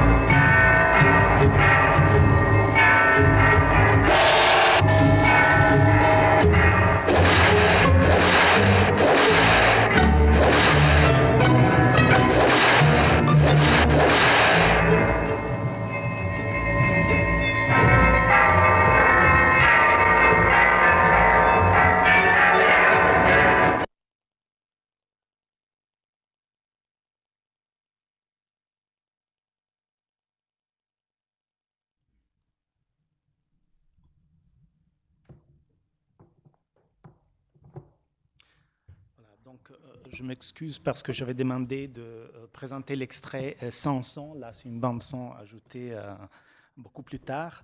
Mais en tout cas, ce que nous venons de voir, comme je disais, était considéré par Eisenstein comme l'exemple le plus réussi de cette idée de montage qu'il développe dans la deuxième moitié des années 20, qu'il appelle montage intellectuel. Donc montage comme agencement d'images capable de déclencher une vraie production de pensée. Qu'est-ce qui se passe dans cette séquence? Donc on est dans un film Octobre qui était censé présenter une sorte de version officielle de la Révolution d'Octobre et de ses antécédents et de ses conséquences. Là, on est dans une scène qui se situe au milieu de la guerre civile qui suit la Révolution d'Octobre, donc en 1918-19. Et il y a ce général anti-révolutionnaire, Kornilov, qui avance vers la ville de Saint-Pétersbourg, qui s'appelait Petrograd à l'époque, et avance au nom, comme il dit, de Dieu et de la patrie. Et la séquence que nous venons de voir est en fait divisée en deux parties. La première déconstruit l'idée d'une avancée au nom de Dieu. La deuxième déconstruit l'idée d'une avancée au nom de la patrie. Et c'est surtout sur la première que je veux me concentrer. Qu'est-ce que fait Eisenstein? Eisenstein nous montre dans une séquence très rapide des images qui nous mènent du proche au lointain, qui nous mènent de ce qui était familier au public de l'époque vers ce que aurait pu être perçu comme primitif, loin, archaïque, inconnu et même bas, d'une sorte de vraiment de matérialisme bas, d'une certaine manière. On part d'une image d'une église très connue à Saint-Pétrograd, l'église du sang sauveur sur le sang versé. Et on arrive à travers une série de passages qui nous montrent la mosquée de Saint-Pétersbourg, qui nous montrent des Bouddhas japonais, qui nous montrent des divinités hindoues, qui nous montrent aussi des masques africaines. On arrive jusqu'à des statues en bois de la population sibérienne des Gilyaki, considérées par le public de l'époque comme exemple d'une sorte de survivance du primitif dans la contemporanéité. Et Eisenstein lui-même, dans ses notes sur ce passage, décrit cette séquence comme une sorte de descente ou de diminuendo, il utilise un terme musical, qui nous mène vraiment de ce qui est proche, la religion chrétienne orthodoxe, vers ce qui est primitif et loin. Et l'idée était de montrer de combien de manières différentes on pouvait représenter la divinité et donc imaginer l'idée même de Dieu. D'où la relativité de tout appel à reconstruire l'ordre pré-révolutionnaire au nom de Dieu, vu que ce Dieu peut être pensé et représenté de 1000 manières différentes. Donc, une utilisation du montage pour développer cette idée d'une relativité de l'idée de Dieu et donc d'un manque de fondement de l'avancée contre-révolutionnaire du général Kornilov. La partie finale de la séquence nous montre cette statue du tsar Alexandre III qui se reconstruit. Et là, c'est un exemple très, très intéressant parce que c'est une application de l'inversion temporelle. Au début du film, on voit la statue se décomposer. Là, on la voit se remonter. Et on sait qu'à l'époque, dans ces années-là, chez Vertov aussi, l'inversion temporelle était considérée comme une opération douée d'une forte valeur épistémique. Il s'agissait de remonter des effets aux causes, de faire retourner le temps en arrière et donc de produire un gain en termes de savoir grâce à cette opération temporelle. Donc voici un exemple de ce qu'Eisenstein appelait montage intellectuel. Et une idée de montage comme production de savoir que, je disais, se développe beaucoup entre les années 20 et 30 chez des figures qui opèrent au dehors du périmètre du cinéma, dans le champ de l'histoire, de l'art, de la critique culturelle, etc. D'où la grande question qu'on s'est posée, où fixer les périmètres de cette anthologie, question qui finalement a été résolue avec l'idée d'y rester quand même sur le terrain déjà très très riche de la théorie du cinéma, mais qui ouvre à la possibilité peut-être d'une suite de cet ouvrage qui pourrait explorer ces autres théories du montage au-delà du cinéma, dans le champ des arts, dans le champ d'autres formes de savoir, de construction de savoir.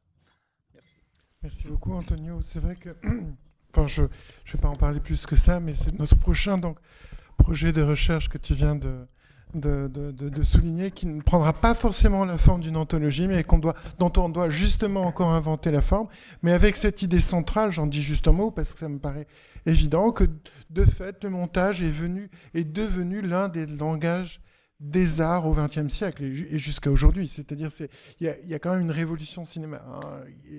Évidemment, le montage et le collage, c'est une idée très ancienne, mais en même temps, le cinéma a précipité une prise de conscience des vertus du montage, de l'absence, etc. Donc voilà, c'est une tâche assez importante, mais je pense que c'est une tâche assez fondamentale. C'est une des voies que votre anthologie ouvre comme voilà. suite possible de ce grand travail.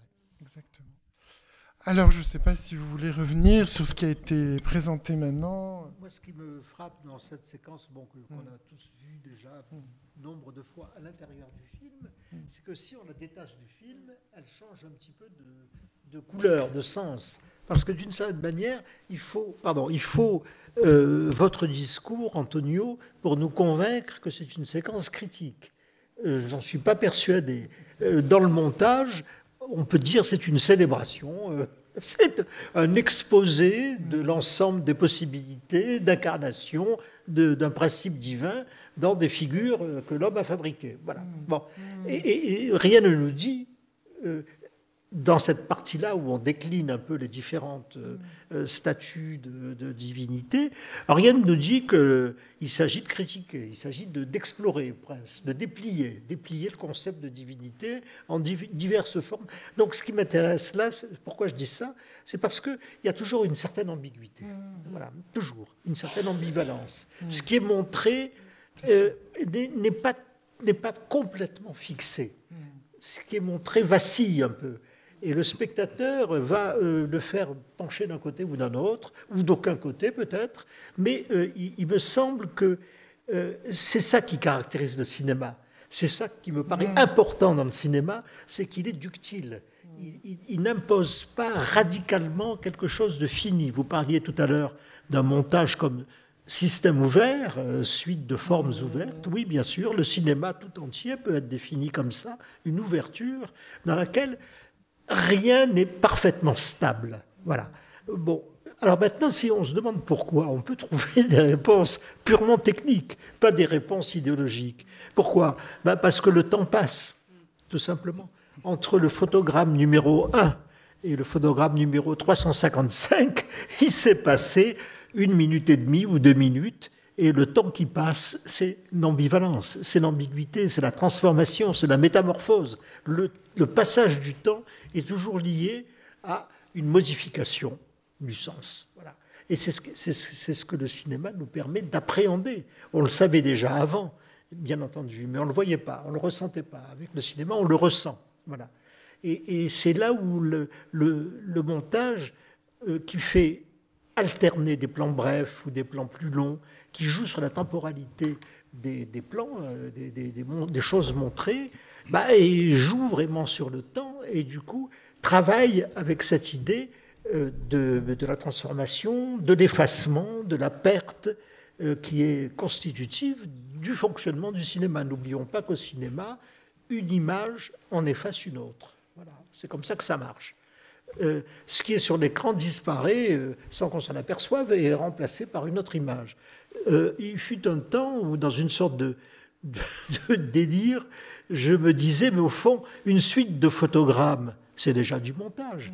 Parce que d'un photogramme à l'autre, il y a un saut, évidemment. C'est pas une seule image continue, c'est une suite d'images. Donc le montage est inclus, pour moi, à l'intérieur du principe même du cinématographe.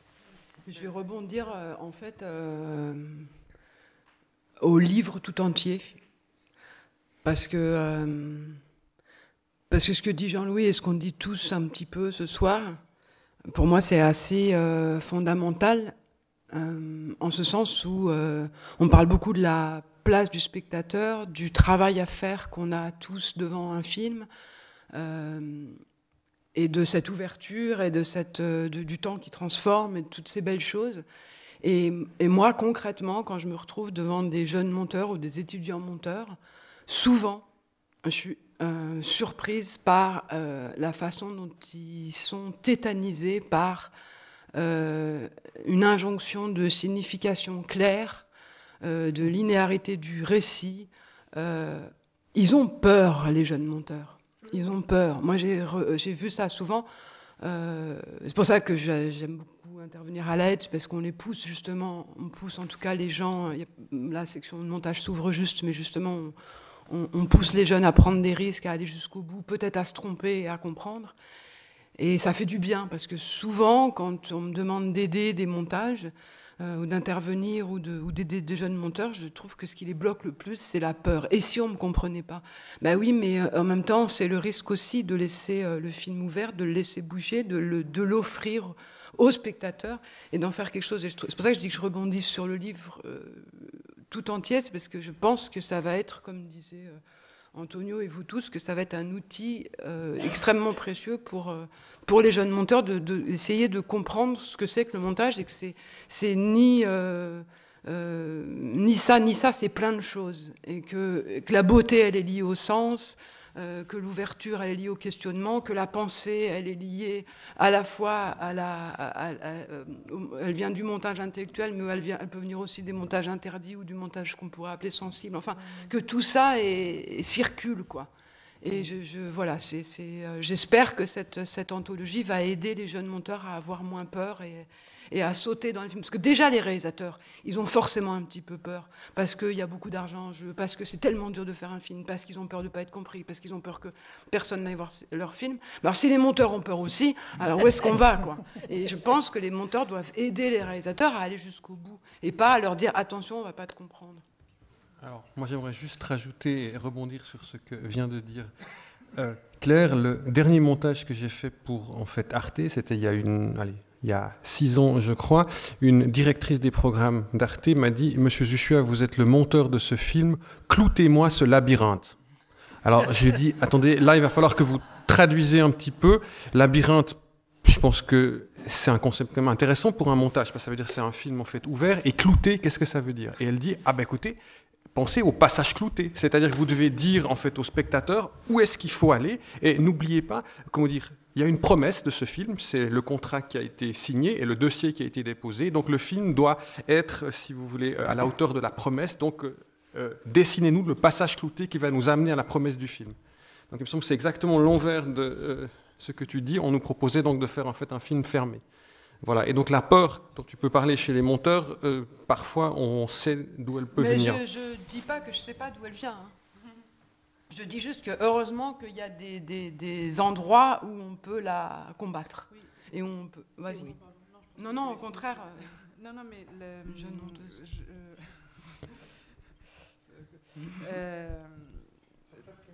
Presque le mot de la fin, mais enfin, je voulais vraiment aller dans ton sens parce que c'est aussi ce que je voulais dire. Et quand on disait qu'on avait fait le constat qu'il n'y avait pas d'anthologie, c'est pas simplement qu'il n'y avait pas d'anthologie, c'est que de textes sur le montage, c'est que les livres qu'on trouve en général sur le montage sont des manuels de montage, sont des textes normatifs sur le montage. Et là, on a vraiment essayé de faire tout le contraire.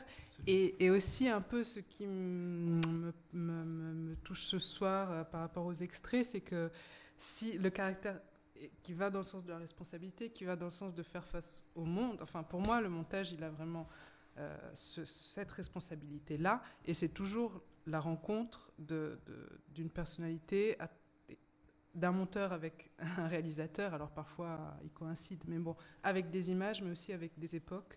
C'est pas pour rien que tu disais le spectateur de l'époque interpréter ça comme ça. Et ça ouvre tellement de sens possibles, tellement d'interprétations possibles que pour moi, je pense, et j'espère que cette anthologie le fait entendre, le montage n'est pas l'art d'expliquer des choses, c'est l'art de composer, de faire des compositions qui vont être forcément mouvantes pour toujours. Donc on ne peut pas les maîtriser. Voilà. Et je pense j'espère que ce livre amène ça. Alors, on va poursuivre la discussion, mais autour d'un verre de vin, je pense que c'est bien, ou d'un jus de fruits, si vous préférez. Il n'y a pas de souci. Donc, je remercie vraiment nos intervenants, Claire Atherton, Antonio Somaini et Jean-Louis Comolli, que j'aurais dû un peu plus présenter. Je m'en veux un petit peu maintenant en détail, mais je crois que maintenant vous voyez très bien de qui il s'agit. Et donc après, je rappelle qu'après cette pause d'un quart d'heure, il y aura la projection d'un film auquel on tient beaucoup. C'est Méditerranée de Jean-Daniel Paulet. Je le présenterai rapidement, mais c'est aussi un chef-d'œuvre de montage, on peut le dire. C'est vraiment ça. Et je trouve que c'est une très belle façon de clore une soirée sur le montage. Merci beaucoup, merci à toutes et à tous, et on se retrouve pour ce verre d'amitié.